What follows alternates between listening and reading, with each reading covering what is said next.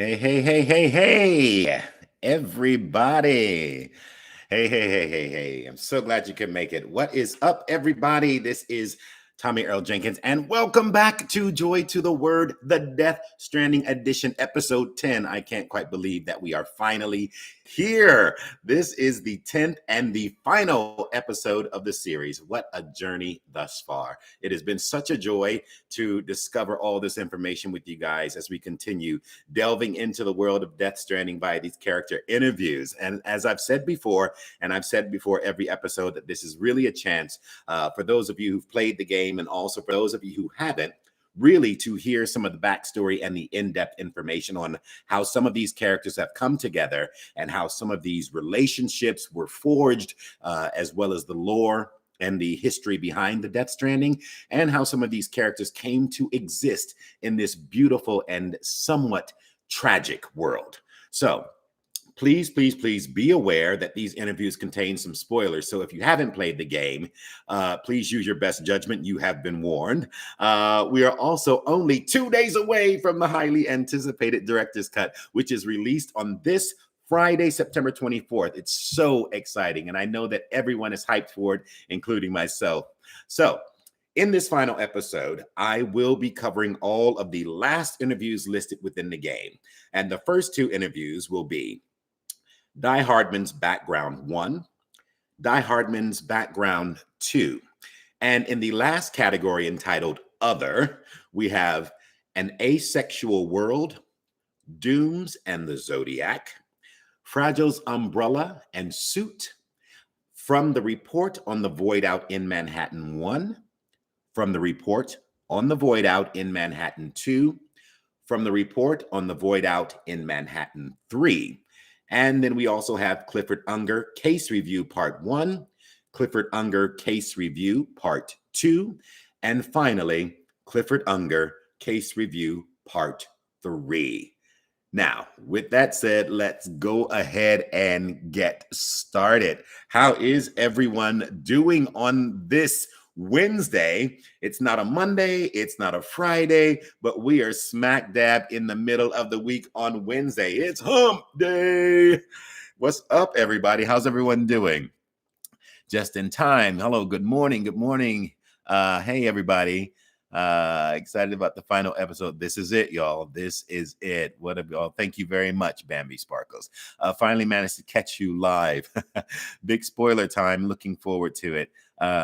Good. Still Vacation Boy played it by Doom Eternal. Listen,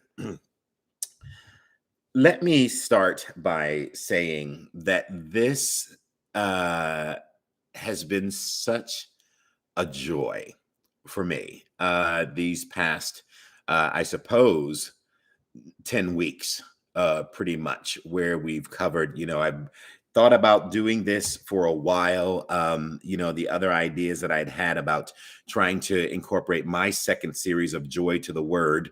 And this seemed like a really good opportunity to approach the character interviews and everything, as well as with the director's cut coming out. I thought it was a good way to kind of take 10 weeks to give something for people to look forward to and for something different. Also for a chance for me to connect with everyone again. And you guys have been so good and so supportive with me on social media. And I really appreciate it. And I hope that you've enjoyed this journey with me. And I think that we have managed to have a great discussion about life, the universe, and everything, how much these interviews have really coincided with where our times are today. And that's part of Kojima's intellect, his forward thinking, bringing a game, I think, that was ahead of its time, but yet somehow managed to be a representation in some ways of what we're going through and what we need to do, basically. So I'm so excited. And at the same time, it's a little bittersweet because it does mean that I don't get to see you every week and have a chat with you, but you know where to find me. But it has also been one of those moments where I'll be able to look back over this. For those of you who haven't played and are planning on playing the game, you'll have these to refer back to if you ever need some information to kind of look back on and maybe help you along your journey when you play the game. And if not, if for nothing else, that you've been able to enjoy the time that we spent having these chats. And I've really enjoyed your discussions, your comments, and everything. So, you know, it is a little bittersweet today, but I'm so excited to finally be at the finale of this series. And at the same token, you know, it's just been so joyful. It's been really, really joyful. So with that said, well, let's see what you guys are saying today. So excited. Hope you're well. Thank you. I really am. Hi. Can't wait to play the Death Stranding Down director's cut this Friday. That's right. Absolutely. This was a great series, Tommie and I'm so thankful to have shared this journey. Thank you very much, Nico. Really love the series and hearing you bring these journals, entries, letters, diaries, etc. to life. Thank you for this reflection. So glad. I'm so glad you made it to Third Eye Vision. Yeah, absolutely. Absolutely. So shout out to you all once again for coming along with me on this. I thought it was a really cool idea, and I'm so glad that that we did it. So I'm going to have a little swig of water. It's definitely water and not a celebration cocktail, although it should be, but it is a little early for me. So I'll celebrate later. Right. So let's get to it.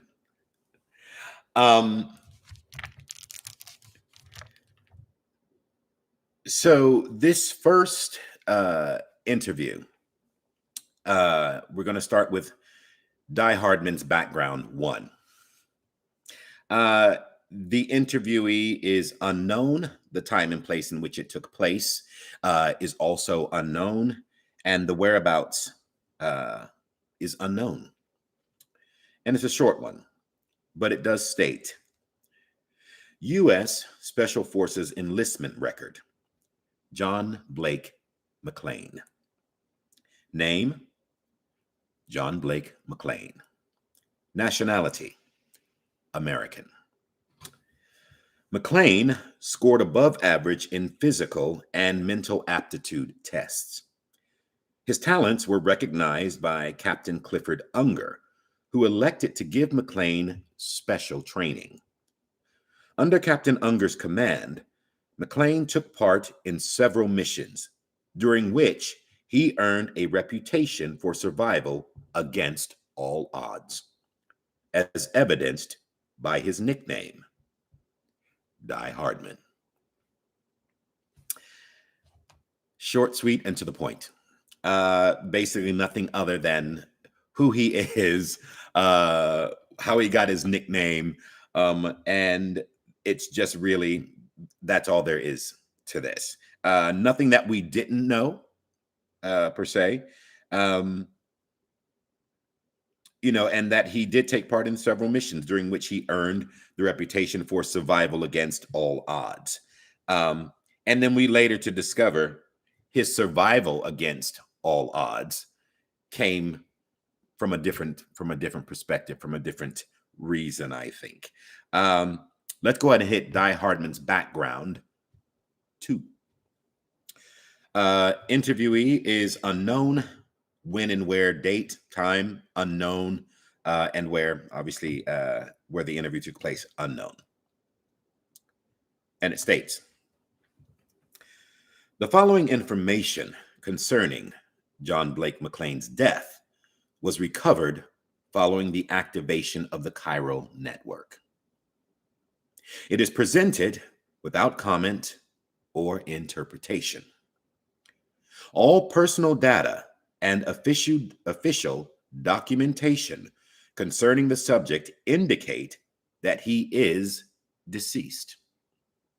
However, even after reconstruction and collation of data from additional sources, we are unable to confirm cremation of the subject's corpse.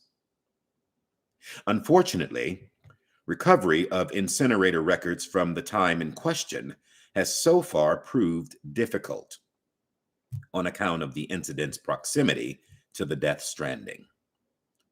While the possibility that the corpse underwent necrosis and subsequently transformed into a BT cannot be ruled out entirely.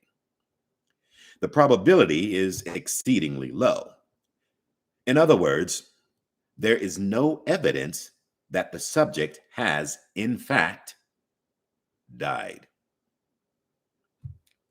Significant portions of the subject's personal data appear to have been discreetly modified and expunged, but forensic study has led us to the discovery of a living individual who bears a striking resemblance to the deceased. Subsequent analysis of genetic samples do indeed confirm a DNA match for this Hardman. Dun, dun, dun.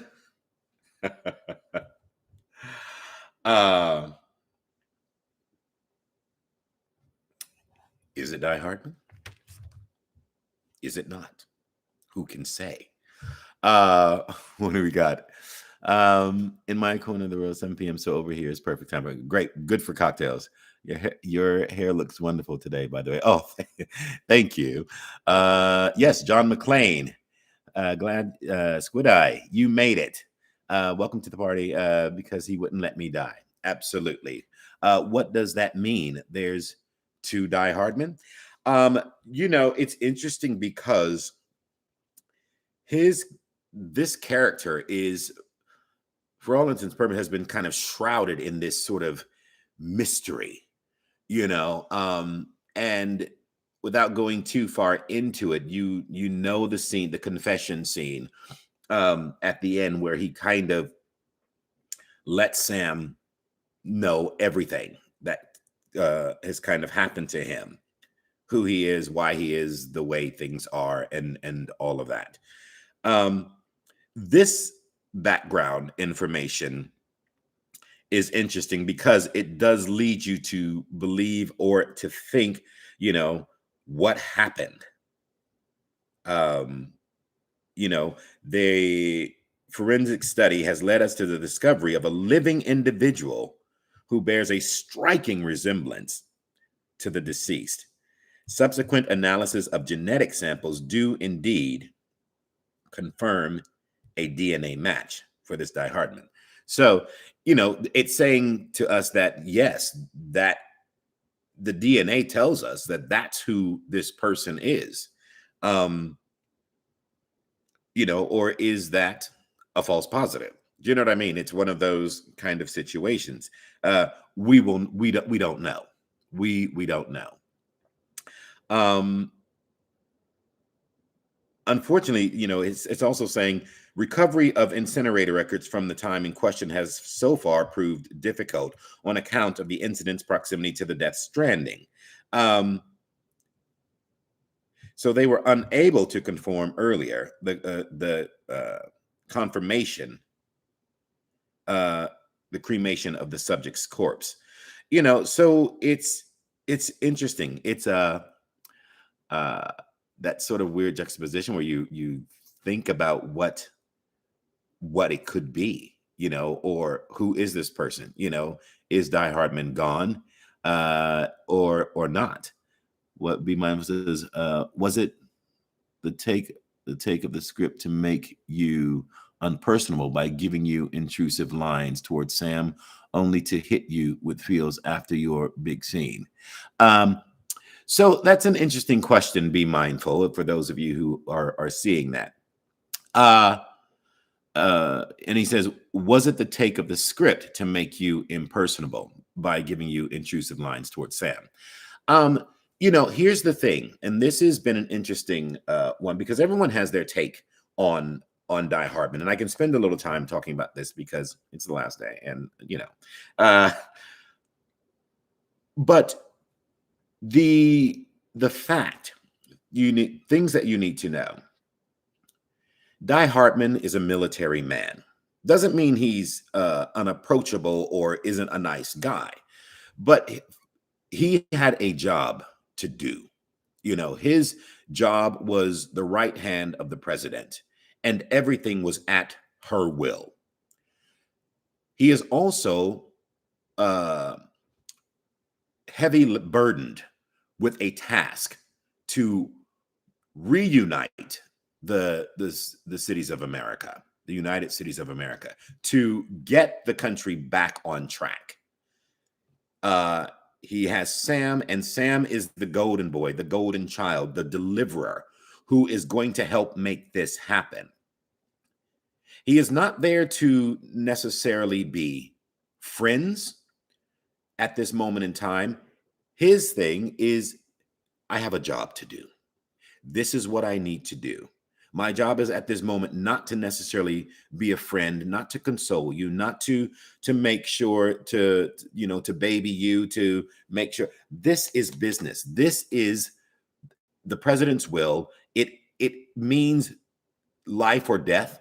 It means the destruction of the country. How do we get things back together? So my choice as the actor playing this role is that there is an element, because I have so much dialogue from the beginning of the show, the beginning of the game all the way through. There is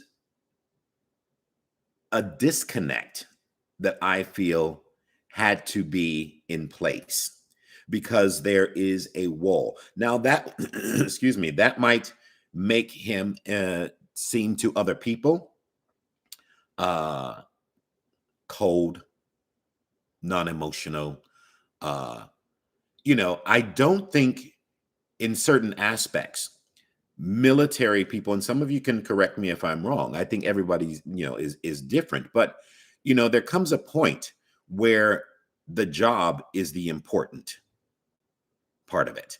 And in order to do that, you have to keep yourself completely emotion free from situations so that you don't let your emotions be the thing to guide you in a way that might not be for the greater good because you're too emotionally attached.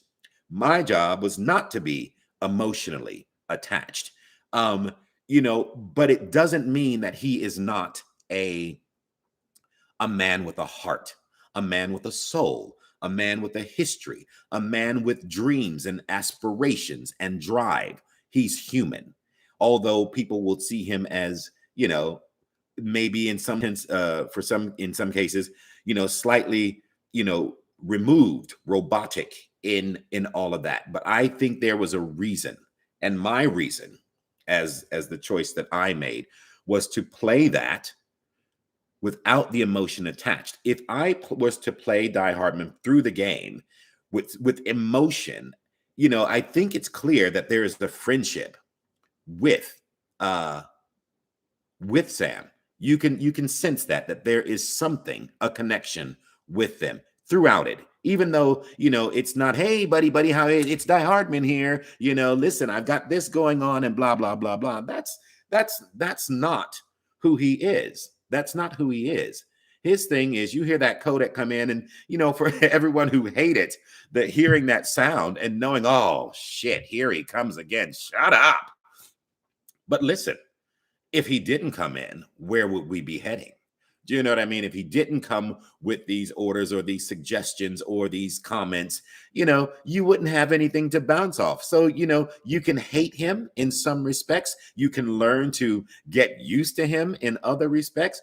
And you can also learn to love him in other respects for who he is, But that was my take and where I felt things needed to go. And then within the cutscenes, things are slightly a little more different, but he is stoic. He is, and there is a persona, there is a facade that I think he feels he has to carry. People in positions of power like that will never let you see the fear, will never let you think that they are not in control. So whether he felt like that, and it's clear from even some of the background that is stated. He earned a reputation for survival against all odds. Now, we later learned certain aspects of that, but his job is to stand and be a representative for the president and to stand for the United Cities of America. And I don't care what that person thinks. I don't care what that person thinks. I have a job to do, you know? So that stoic and cold exterior that you may sense from him was a reason behind it. And then we later get to see the human, you know, and some people are like, oh my God, that's a shock.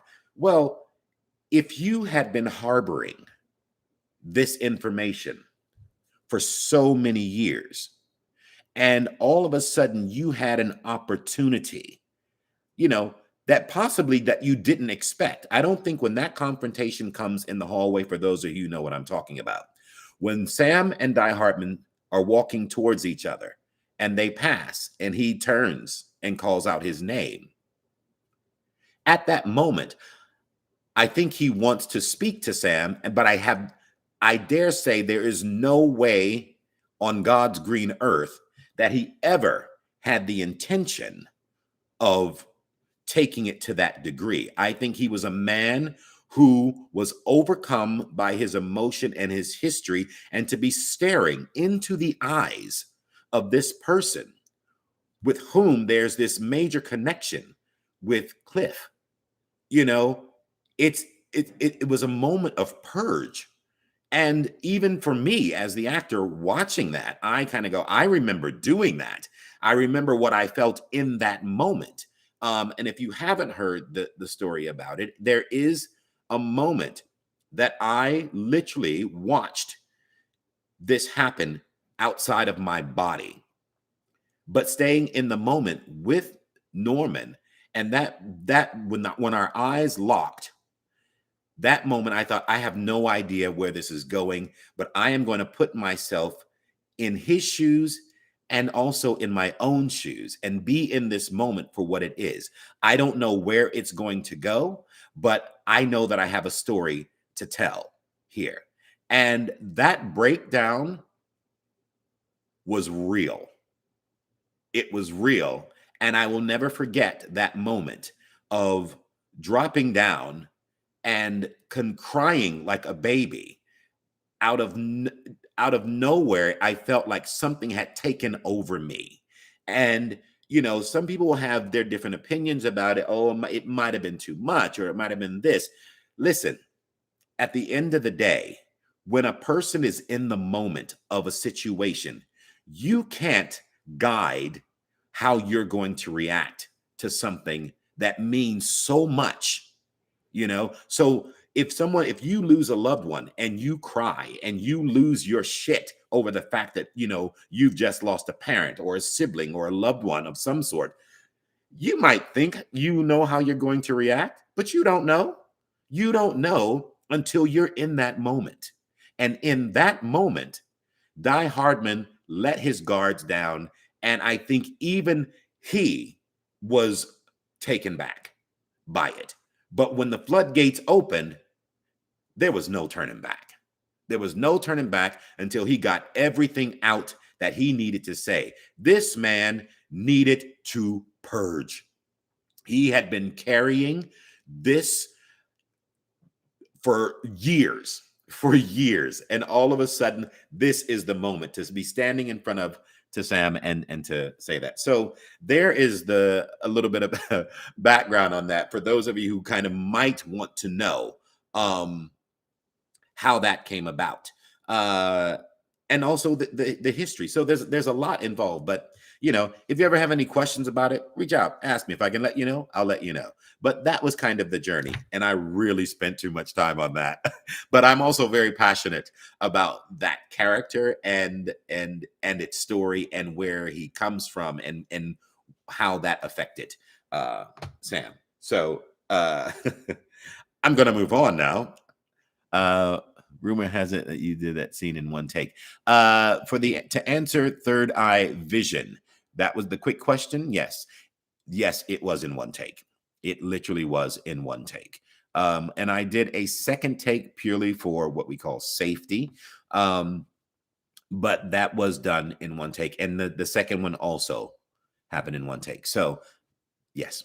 This is such a beautiful monologue about acting, Tommie. Thank you so much for it. Thank you. Thank you for liking it.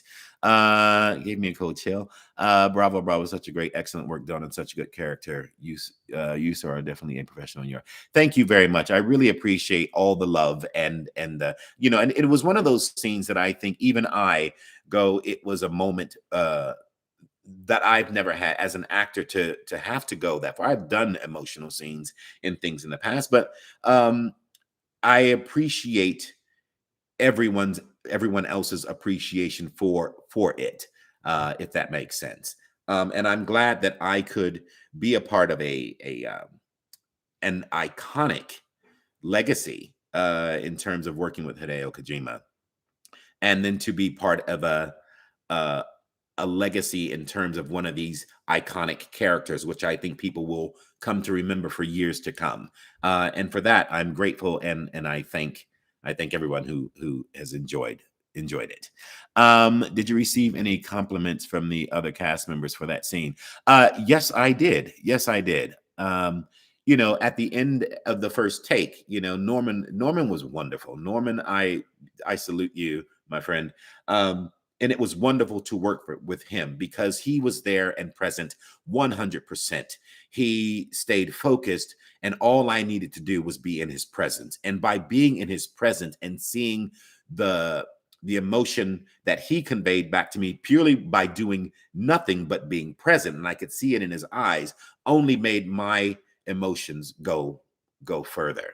You know, and it was great. It was, by the end of it, I was done after that first scene because I didn't expect to have that much emotion involved, and I was kind of shaking at the end of it, and I need to kind of go away and have a moment. But you know, yes, everyone who was there on the day on that soundstage, you know, were teary-eyed, some crying, and everyone applauded at the end of it. And I couldn't do anything but walk to a corner and just put my hands on my hip and just breathe. So yeah. But yes, thank you, everyone. Right. Let's go ahead and move on. And now that is all you've gotten. That is the Die Hardman finale. There you go. So we are now into the next section entitled Other. And this is a list of interviews that have basically come under this category that it seems to have been, and they're from various people. So there isn't one coming from one particular character. All of these, they're individual ones. So the next one here is entitled An Asexual World. The interviewee is a counselor. It was done 3 years ago, and it took place at Bridges HQ. And he states, or she states, records suggest that the widespread aversion towards physical contact and intimacy was a phenomenon that had been observed even before the Death Stranding. One contemporary report, for example, details the increasing popularity of the sexless lifestyle among young people. A growing percentage of the younger cohort were self-identifying as asexual, claiming to be incapable of feeling desire or attraction. Accordingly, such individuals were less likely to have children or engage in sexual activity.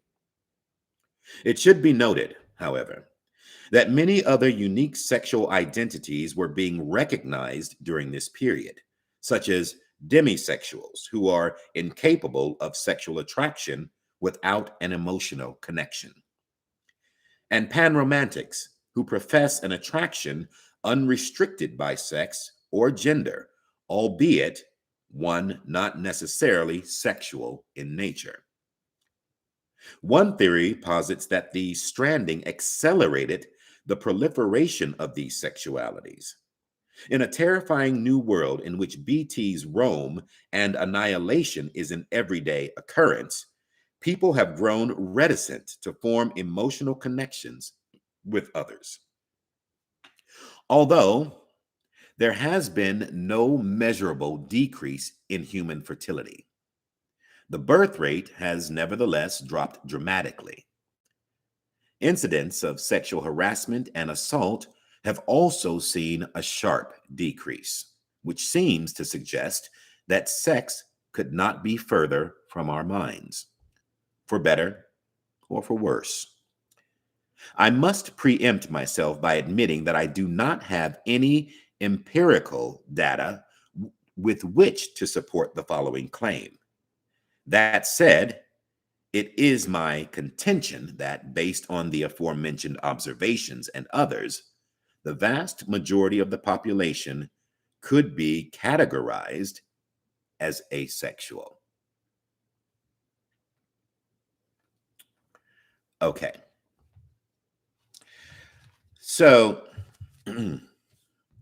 asexual, for those, most, I'm sure everyone knows, is someone who doesn't experience sexual attraction and or doesn't desire sexual contact. And the Death Stranding caused a lot of people to become reticent towards emotional connections. So, I think it's very interesting that, there is that element that, having to live in a time where people are confined to uh, their bunkers, so to speak. Um, you know, uh, Going out and being, how do you socialize with people during the Death Stranding? How do you get out there and meet people? And, everyone's just kind of like, well, we just need to stay indoors and lock ourselves down, get some deliveries in. Unfortunately, we didn't have Netflix may have come and gone by this point. Um, so unless you were living probably with a partner that you were in a romantic or a sexual relationship with, it probably wasn't happening. Um, you know, so I think that obviously would clearly cause a dramatic drop in the birth rate. But also saying that people grown reticent to form emotional connections with others. Well, I think it's because they weren't in a position to. The world was what it was, and so it wasn't happening. Um, you know, and he's saying that the vast majority of the population could be categorized as asexual. Well, I suppose based on that information that we've kind of looked at in this particular interview and knowing the definition that is given. So, yes, I understand that. Um, you know, and it can be a little bit of a general or a broad statement because not everyone is asexual, and I'm sure that we didn't talk about all the things, whether they were asexual, homosexual, well, we are talking about that, and then we say talk about the demisexuals, and panromantics who profess an attraction unrestricted by sex or gender, albeit one not necessarily sexual in nature. So it's very interesting, all of this, in terms of how, this whole title, An Asexual World. And I kind of feel like it's not, I don't think it's etched. I don't think it means it etched in stone. I think it's just kind of, I take it as, yes, I can see how it could be considered an asexual world at this point in time because of what's going on. I don't think that's just saying that the world itself is an asexual world. I don't know. What do you guys think? Groove Snake, I know I can't stick around today, but thank you for doing these. It's been a great time. Keep on keeping it. Thank you. I love you. It's the same thing with the pandemic since last March. Instead of antimatter ghosts, it's COVID. Yeah. The only people who can freely date are the ones living in the cores of remaining cities. Right. So there will inevitably be a decrease in a lot of things, because of that. So, an asexual world. Let's go ahead and move on to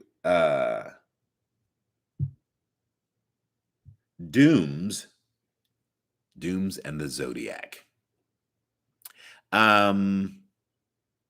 This interview was given by an astrologer. It was done 5 years ago, and it took place in an office in Central Knot City. And they state, astrologers like me are used to having our work dismissed, incorrectly, of course, as unscientific mumbo jumbo.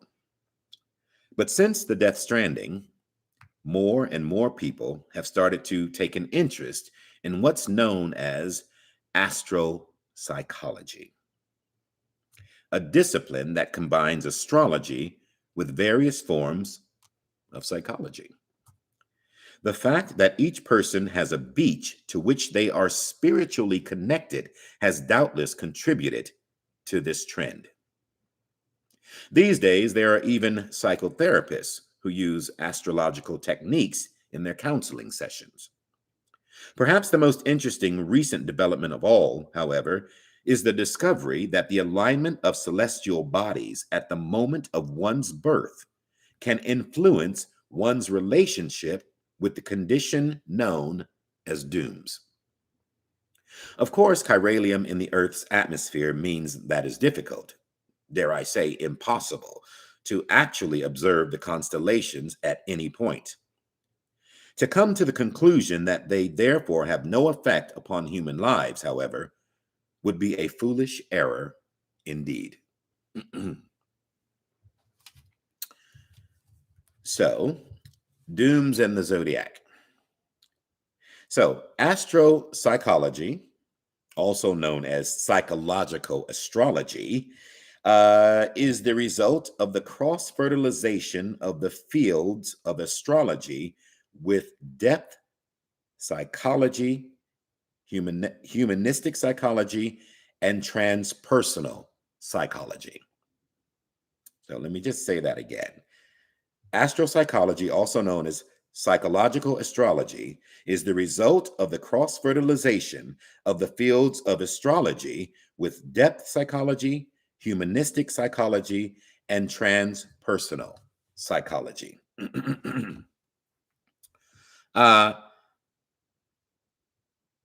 So basically, like it said, it combines astrology with various forms of psychology, hence the name. But saying that, the fact that each person has a beach to which they are spiritually connected has doubtless contributed to this trend. Okay. Now, these days, they're saying psychotherapists who use astrological techniques in their counseling sessions. I know we just did Lucy's reports, and I don't think that did she use any form of astrological? No, I don't think she did, because she was so so dismissive of the fact that, going to the beach was something that was real. In the previous episode. So I dare say that I don't think she is along the lines of the astrology thing as well. To come to the conclusion that they have no effect upon human lives, however, would be a foolish error indeed. So we all know, I presume, now people are either into astrology or they're not into astrology, and how our zodiac signs are connected to the water, the earth, air, wind, fire, all of these things, how we relate, how our mood changes, when there's a full moon. I think there is something in that, that affects us. And that's a very interesting thing to say. To come to the conclusion that they therefore have no effect upon human lives, however, would be a foolish error indeed, because I do believe that we are all affected by the the moon and the sun and the stars, energy in general. Now, if you believe, how do I put this? If you believe that like attracts like in terms of energy, or you can sense a form of energy. How many times have you walked into a room and could sense the energy in the room? How many times have you felt when there is something traumatic happening within the world that you could sense the energy around you? So to think that everything emanates a form of energy, um, I feel that you connect with certain things. We know when we can sense danger sometimes before we actually experience it. Sometimes we sense it enough to take another direction. And sometimes I feel like that is something that to be able to connect and understand all of that. I love all this stuff. To understand how it affects us, and it affects our mood, it affects our way of thinking, it affects us in ways that can physically transform us. It's like saying the mind is an incredible thing because you can psychologically you can psych yourself out of situations. You can psych yourself up to do certain things. And to me, that is all connected. That energy that you are revving up or trying to suppress or trying to control if you're nervous, all of that stuff is connected. And when you really stop to think about it, how the mind is connected with all of that, because we have a way of of either throwing ourselves off course or putting ourselves back on course, and also thinking about how much it plays a part in our everyday life without even really thinking about it. It's an incredible thing when you break it all down, and how, like I said, how we're all affected by it. So I understand the astrology side of it. I understand, and I'm on board with it because that's just kind of where I head to. But it's interesting. What do you guys think about all of that? Are there alternative names then because it was born? We are affected by nature, yes, because we are part of it, even if not as much as we should be. Yeah, I agree. Um, I would love to be able to explore some of the underground cities and see how people are living. Yeah, I think we probably all would. And just watch out for those BTs. Um, so I really do think that there is something there, and I'm all for it, for the discovery. I just think we have to all be able to tap into it and be open to understanding how things like that work. Um, I think as a Scorpio, which is fine. Hey, I'm a Scorpio. I am a Scorpio, pretty much through and through, I think. Um, yeah. Moving on. Fragile's umbrella and suit is the next one. Fragile's umbrella and suit. This was an interview that was given by a Fragile Express staffer or employee. And it was given 2 years ago, and it took place at South Knot City. And they state, "You think that thing Fragile carries is an umbrella? Well, I can see why you jump to that conclusion, what with the shape and all, but you're wrong. If it's any consolation, I thought it was an umbrella too at first. It's actually some kind of navigational device that Fragile came up with herself. I won't pretend to understand the theory behind it, but I'm told it factors chiral density across beaches and plots coordinates for her jumps. Fragile's got some kind of dooms that lets her move from beach to beach. The way she tells it, she kind of clears her mind and lets her powers do the rest. Maybe it's something similar with the spikes on her suit. When Fragile senses chiralium concentrations, they pop out. I'm not sure if she'd be able to tell otherwise. It's like an unconscious reaction, and the spikes only retract when chiral density decreases. But who knows? Names and theories are just ways of coping with things we don't really understand. Same with visual indications of the intangible, maybe. All I can say is that Fragile's umbrella and spikes seem to help her hone her powers. I mean, it is an umbrella, though. It keeps the timefall rain off her face.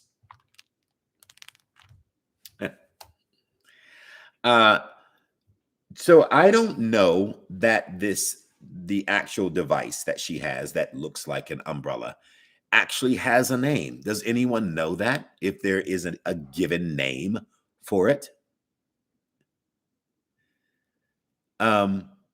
So many people made fun of the umbrella, saying that it's broken and not practical. A shame how people can perceive things only within their limited understanding. It was her fast travel. It's not an umbrella, but it also works as an umbrella. Would be awesome to know. Yeah, it just seems like it would be interesting to for something that is such a gadget and an important feature for her. I just was wondering, and it never dawned on me until having this discussion and going through these interviews and reading it and thinking, yeah, I wonder if everything else pretty much in the world has a name, and I wondered if there was a specific name for that, because I'm sure it wouldn't be umbrella, but that's what we visually look at it. And some people are right. Yes, it does look like one of those umbrellas when you've been caught in torrential rain and the wind is blowing you down the street, and your umbrella, one of those cheap umbrellas that you buy at the last minute for like $2. And it's just everywhere, and the material's off, but you just got a few spikes hanging, and you're like, I just a little bit. I just need to get home, and you're just soaked, absolutely soaked. I don't think it has a name, but it would be nice for it to have one. Yeah, would be awesome to know. So yeah, who knows? Maybe we will find out at some point if it has a name. But interesting. Like the Ultra deck is called that way. Yeah, everything has a name. Okay, we are moving on to Void Out. From the report on the Void Out in Manhattan 1. That is the title of the next interview here. From the report on the Void Out in Manhattan 1. The interviewee is unknown. When it took place is also unknown. And where it took place is also unknown. And it starts, who the hell? Those were the doctor's final words. At the time, no one knew to whom he was referring. And to be fair, there were more pressing issues at hand. The doctor in question was a surgeon, specializing in cesarean sections. The procedure he was undertaking at the time, however, was slightly unusual, in that he was operating on a mother who had been declared brain dead 7 months into her pregnancy. She had been placed on life support, but since her blood pressure was decreasing and the fetus was showing signs of bradycardia, the decision was made to operate. Now, because the procedure was broadcast to medical researchers on a closed-circuit network, we are fortunate to have a record of what took place. Per the footage, the incision was made without incident. The plan was apparently to remove the fetus from the womb and immediately place it in a NICU, where it would receive the necessary care. Prior to this, the surgeon would, of course, have to cut the umbilical cord. This is the moment that changed everything.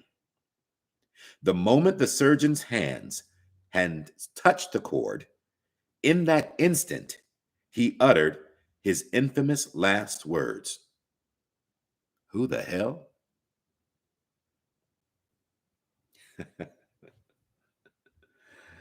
So, who the hell? Um, bradycardia, which we've come to learn in previous interviews, is the abnormally slow heart reaction. But my question is it indeed possible that the woman was Lucy? Someone's asking, what's the name of the interview again? Sorry, I missed your introduction to it. Okay. The title of the interview is called From the Report on the Void Out in Manhattan 1. Got it? I'm going to first Doom's manifestation, I think. Was this Lisa's surgery or Lucy's? Yeah. So it's interesting because it's 7 months, right? Lucy was 7 months when she did what she did, right? Was Lisa also 7 months? I don't know. I don't know where that time line is. But could it have been Lucy? Could it have been Lucy? You know, at that time, that also caused this void out. You know, so is this supposed to be the first void out documented and helped them know it wasn't terrorism? I don't know. So that's why you guys go do your homework. Let me know. Come back and let me know. But I'm intrigued because it's interesting because I know early back in I don't have the information to hand because that was way back in the early episodes about the doctor who performed the cesarean, who came in contact, touched the umbilical cord, and was face to face with a BT.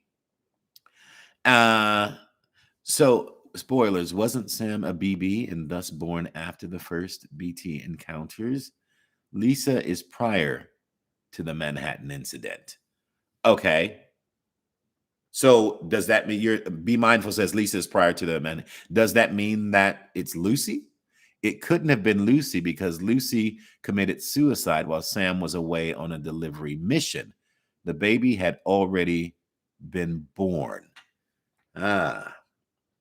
Okay. All right. Yeah, I need this information. I need you guys to yeah. So if is everyone on board with this? Is anyone else confused a little bit? So have a think about that. Let's move on. The next interview is entitled From the Report on the Void Out in Manhattan 2. From the report on the void out in Manhattan 2. The interviewee is unknown. Where it and when it took place is also unknown. So it states, following a number of tests and experiments, the conclusion was reached that this incident was an annihilation event brought about by the doctor's contact with whatever or whomever he had seen upon touching the umbilical cord. Though it eventually became apparent that the doctor had been referring to BTs at the time, no one could explain the underlying cause of the incident. Some later theorized that if the same conditions, brain dead mother, fetus, umbilical cord, could be recreated, then BTs could be detected and the mystery of the death stranding would be solved. Indeed, this was the theoretical basis upon which the government's own experiments and investigations would be conducted. They called the fetuses they used bridge babies, and the experiments became known as the BB experiments. So, this we know. Um, and it seemed that this would only happen to pregnant, brain dead mothers, that their fetuses were taken and then used uh, as part of the BB experiments. Are we in agreement on that? Um, but saying no one could explain the underlying cause of the incident. Following a number of tests and experiments, the conclusion was reached that this incident was an annihilation event brought about by the doctor's contact with whatever or whomever he had seen. So, because he touched the umbilical cord and came in contact with a BT,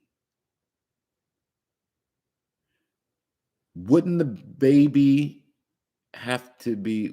Isn't that only possible with a dead body? And is that because the mother was brain dead? Is that a technicality? Um, or how is it that the baby, you understand what I'm trying to say? Because we do know that a dead body left to necrotize can cause a void and get turned into a BT. But does it have something to do with the fact that it's a baby and there's something with, the innocence of the child? Or is it anything, kind of along those lines? Somebody hit me up and let me know. Because I'm a little confused, and it's a question that I raised in my head when I knew that this was coming up. Uh, how? What is the connection with that? The mother might have died and become the BT in the room, or the baby was stillborn, hence the premature delivery, and been the BT themselves. Okay. Uh, and be mindful says BTs that come from a still mother have a connection to the dead side, but are put between life and death artificially. Okay.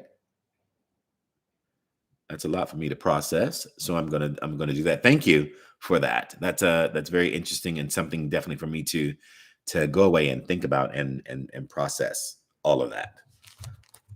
Right, moving on. We are now on to From the Report on the Void Out in Manhattan 3. So it's a continuation, I believe. From the report on the Void Out in Manhattan 3. The interviewee is unknown. When it took place is unknown, and where it took place is once again unknown. And it states the BB experiments were conducted at a Manhattan based government facility in such extreme secrecy that little is known about them to this day. One thing that we do know for certain, however, is that the experiments ended in tragic failure and were directly responsible for the total annihilation of the island of Manhattan, as well as the death of the president, who had been observing operations firsthand. He was succeeded by then Vice President Bridget Strand, who shortly after her inauguration put an end to all further BB experiments and had all data destroyed.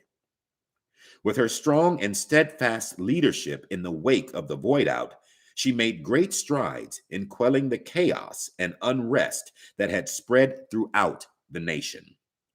She vowed to rebuild America and devoted herself wholeheartedly to this end. In response, separatists who opposed Reconstruction emerged and steadily grew more aggressive in their activities. One faction even managed to acquire documents relating to the BB experiments, and some speculate that this data was used to restart them in secret. At that time, however, no BB units are known to have been successfully created, and BBs in general remained a taboo subject in government circles. So, firstly, if you want to read more about that obviously I'm sure you people know where to go to find out all this information. But on Wiki, there's a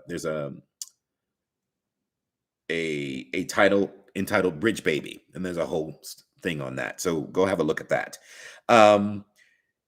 Did Bridget end the BB experiments, or did she continue them secretly? So before answering that, going back, so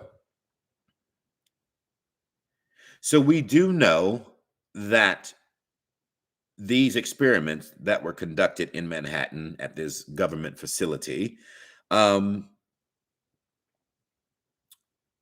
one thing we know is that they ended in a tragic failure,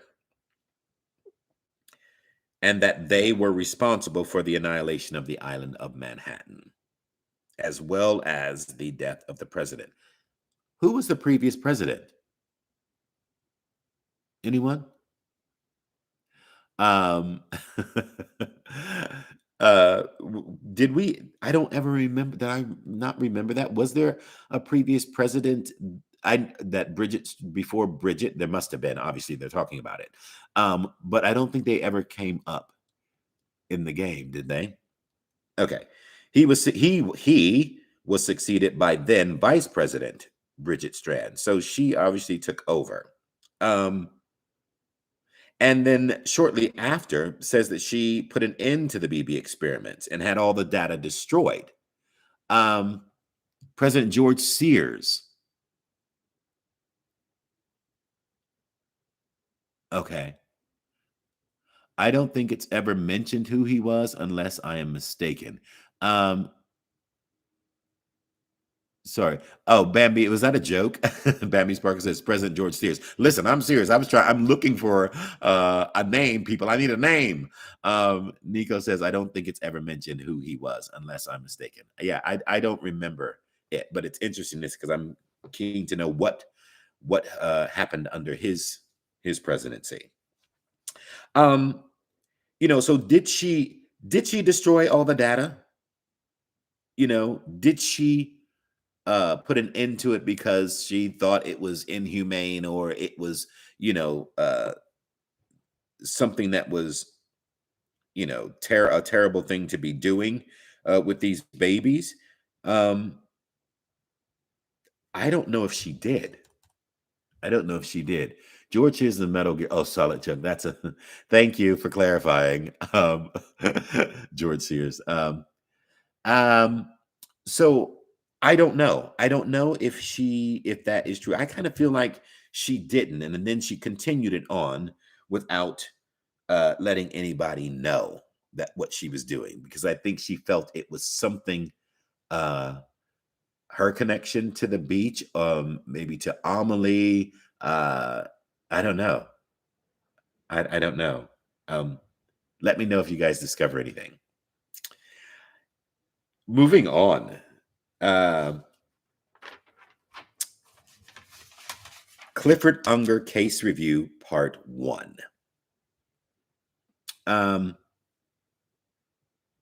Yeah. Clifford Unger Case Review Part 1. It is by an unknown. When and date it is unknown, and where it takes place also unknown. But the information is as follows. Captain Clifford Unger, former U.S. Army Special Forces, honorably discharged, was shot dead at a government facility under executive supervision. It should be noted that prior to this altercation, he had cooperated fully with our researchers and contributed to our ongoing BB experiments. On the day of the incident, Captain Unger took an experimental BB hostage and barricaded himself inside of one of the facility's rooms. After assessing the situation, the president ordered that a non-violent resolution be pursued, ensuring no harm came to either the captain or the BB.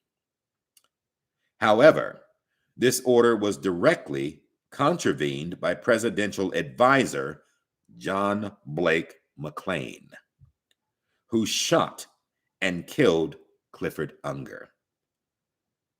Following the incident, McLean refused to surrender himself into custody and fled, and was accordingly designated a most wanted fugitive.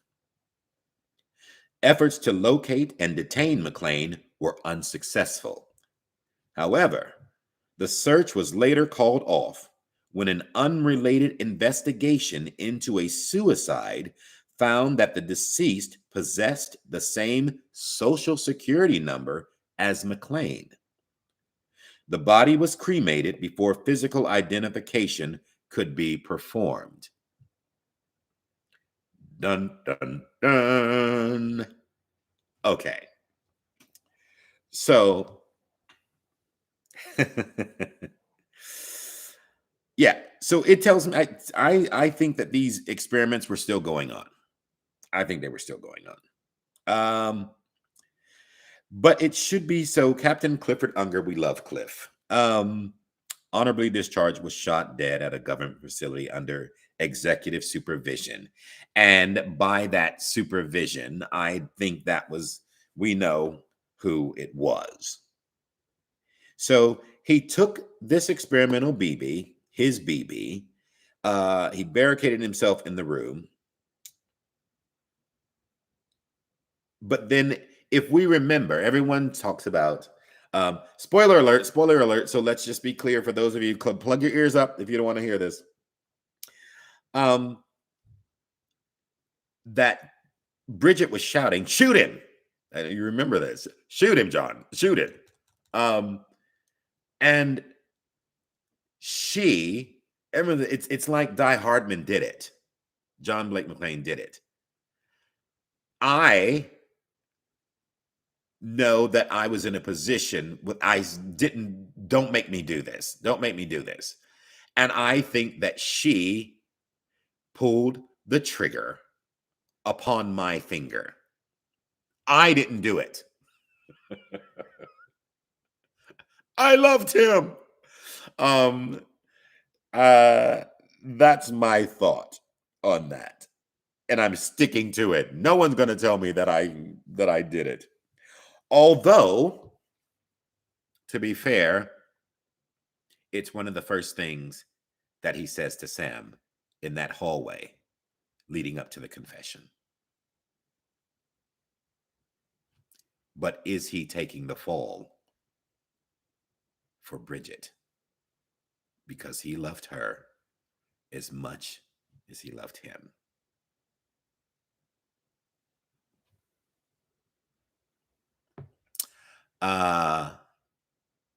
Something to think about. Efforts to locate and detain. So he fled. Oh, buddy boy DH got out of town. Get off your horse and drink your milk. So he got out of town. He fled. He refused to surrender himself into custody, and he fled. He fled. And oh my God, he became a wanted fugitive. I love it. Hardman became a wanted fugitive. Efforts to locate and detain him were unsuccessful. Now, when the search was later called off, an unrelated investigation into a suicide found the deceased possessed the same social security number. Okay, but is that the same as discovering someone's DNA? I mean, a social security doesn't you can have a social security number. Are they saying that it was related because in data and information that was the same number Hardman had? Or you know what I mean? Because it's like, well, we don't use a social security number to really yes, we use it to identify a person in certain aspects, but to to prove someone's death and that's who they are, usually we take DNA samples, don't we, to say that's who this person is based on this DNA. A tooth extraction, a scrape of skin, something under the fingernail, a lock of hair. Do you know what I mean? And those things are how we discover who a person is. But how convenient that the body was cremated before physical identification could be performed. So they hadn't been able to do the physical identification because the body had been burned, apparently, allegedly. No body, no identification. So what does that tell us? What does that tell us? Won it because of something he didn't do. Yes. To a soldier, an order is an order. Bridget giving the order is the same as her pulling the trigger herself. Yeah. That they found both DNA and the government death certificate. Okay. Hasty cover up. After all, the world is exploding with ghosts. No one's going to be looking too hard till much later. Okay. If they, when you die, Hardman, can spoof Lisa's vitals, they can spoof information too. Maybe the social security number is associated with your biology in the DS world. Listen, in the world of Death Stranding, I buy any of that.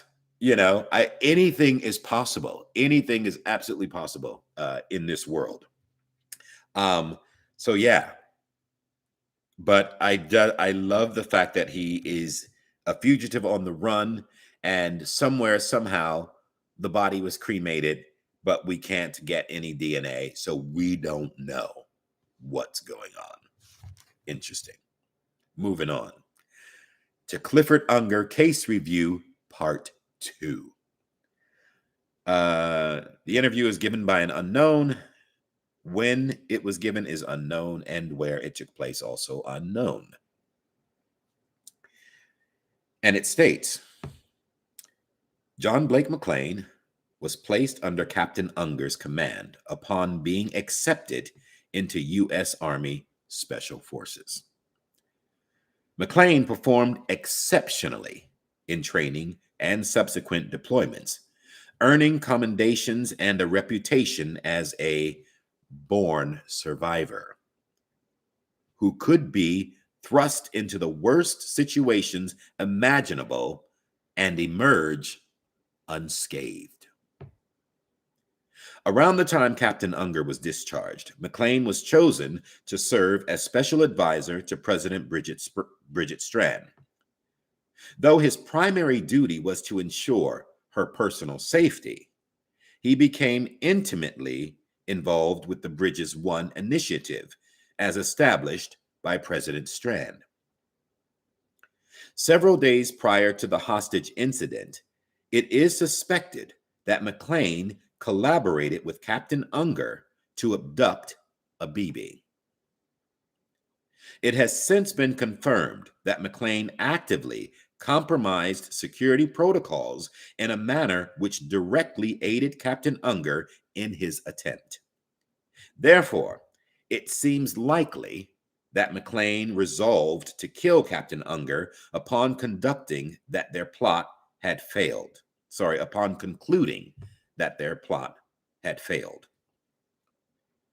Though their motives remain unclear, it is speculated that Captain Unger was in possession of compromising information regarding his former subordinate, which he leveraged to secure McClane's assistance in abducting a BB. When this attempt failed, McClane killed Captain Unger in a moment of desperation to prevent him from revealing what he knew. Later, when McClane grasped the gravity of his situation, he chose to take his own life rather than face the consequences of his actions.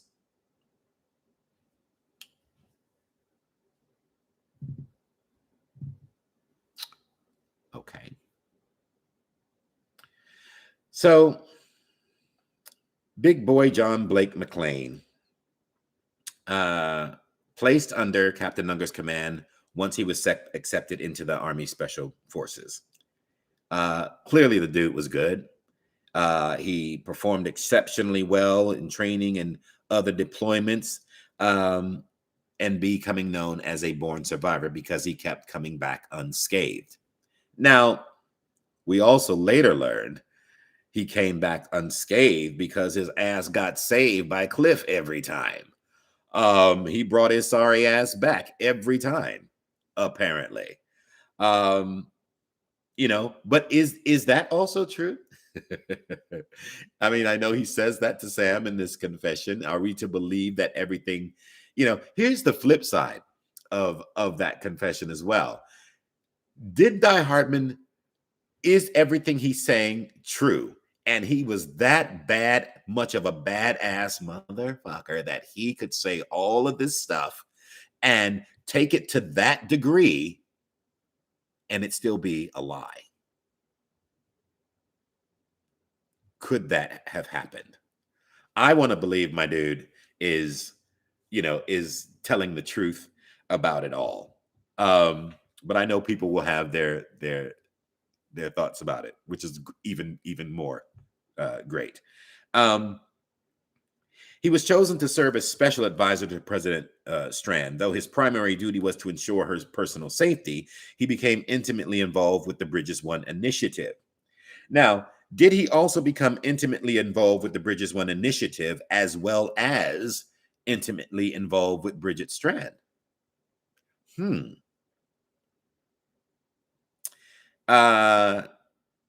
He clearly loved her, and he states that, and we believe that, and there's nothing that he wouldn't do for her. Though her motives remain unclear, it is speculated that Captain Unger was in possession of compromising information regarding his former subordinate. And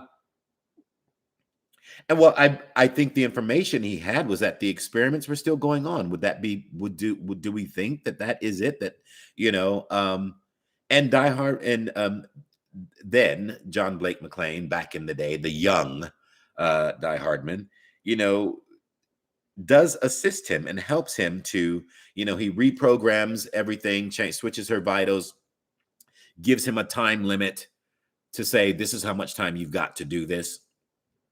He does try and protect him when the security chase after him and everything. At which one point he does use John as a shield to get away. But is all that also partly set up? I don't know. I think John was just like, I know he's not going to kill me, but I understand what he's doing. I think we could talk about this all day long. But it says he chose to take his own life rather than face the consequences of his actions. What are you guys saying?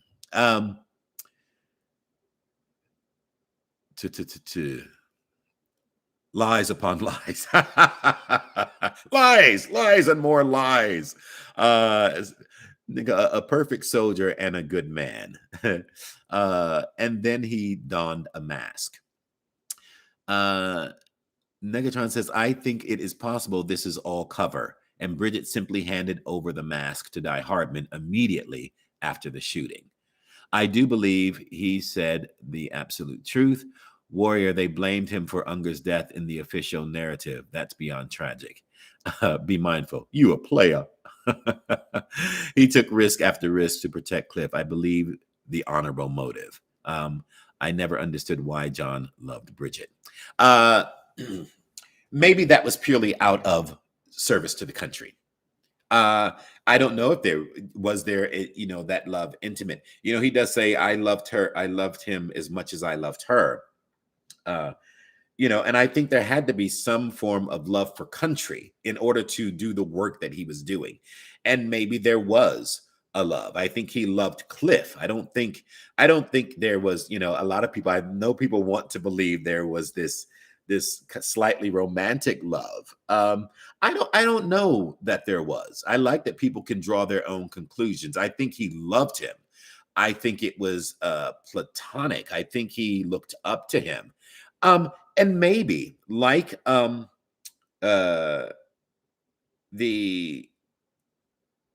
situation with Sam and Lucy sort of diagnosing him. is maybe that love was, it wasn't sexual, but you know, he was a bro. Do you know what I mean? And they had a bond.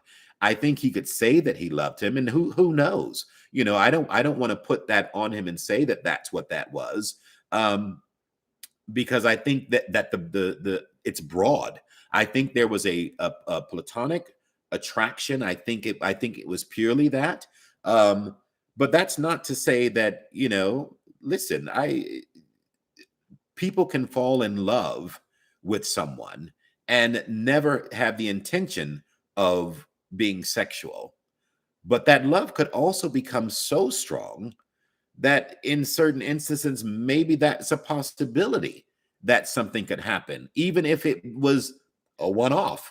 I don't know. I don't want to throw that out there in a way that says that Die Hardman's gay or Die Hardman's bisexual or anything like that. I think what it is that there is a love. Now, I don't think he's resistant, or I don't want to say that he is a character who is against any of that. I think we learn that the man has a heart, and I think he can be overcome by emotion, and I think he wears in that moment we see him wear his heart on his sleeve.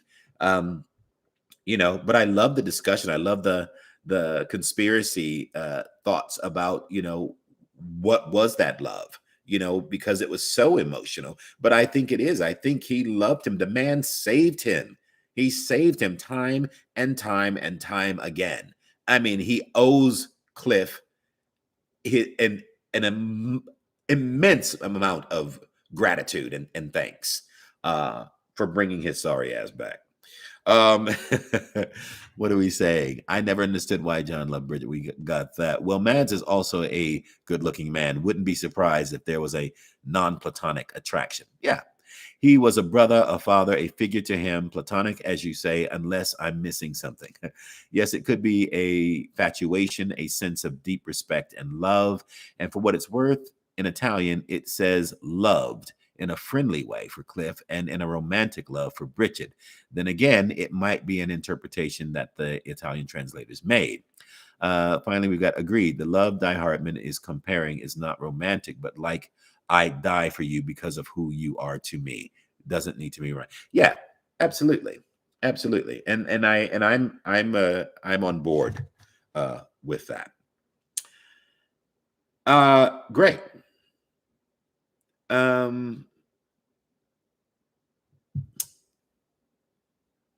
The final interview of this episode, and indeed the series. And it is entitled Clifford Unger Case Review Part 3. The interview was given by an unknown. When, as a date, is unknown. And it states, due to the circumstances surrounding the murder of Captain Unger and subsequent suicide of John Blake McLean, President Strand assumed direct control of Bridges to ensure that the BB experiments continued. As the organization's purview was expanded, their restrictions were reduced.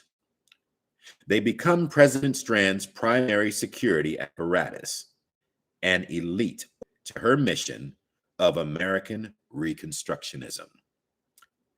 A new director was subsequently appointed to lead Bridges, an individual known only as Die Hardman.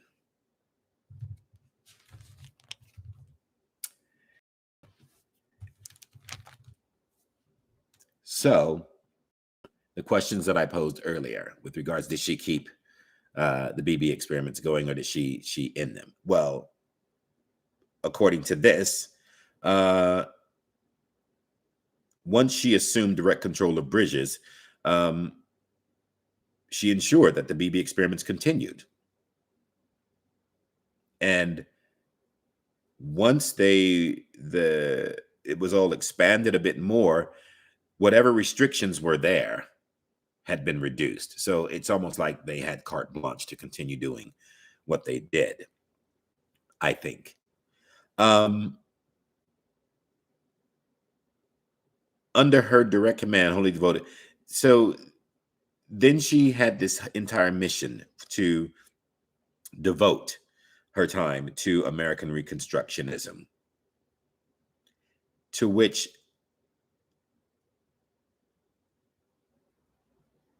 a new director was subsequently appointed to lead Bridges, and we come to know that that is indeed Die Hardman. So it's interesting to feel how all of this comes back. And what was confusing uh on a lot of that. Look at me, I'm closing the book on it. I'm done. It's done. Uh but these last few minutes I'll share is, it's the, you have to pay attention. I can't wait to go back and play it again. Because I'm going to have a different experience this time in a way that I hadn't had before. Where even through, I think must have done over 250 odd interviews in throughout the entire series, all the things that I've done individually. I think there's probably about, I think there's like 250 that we managed to get through. You know, but I'm looking forward to going back and discovering a lot of stuff with the knowledge of some of this, because nothing is really going to be a spoiler to me. It will certainly be much more of an eye opener to me in a lot of ways. And I may feel things that I hadn't felt before, and maybe I'll try and play it on something other than very easy mode. That game was hard for me, y'all. Because I'm not a gamer, but I did enjoy this side of it. But getting used to the control, it took a while. It took a while. So I need to brush up on my skills, so to speak. But I think that the journey taken with this, I hope that you guys have enjoyed it. I certainly have, and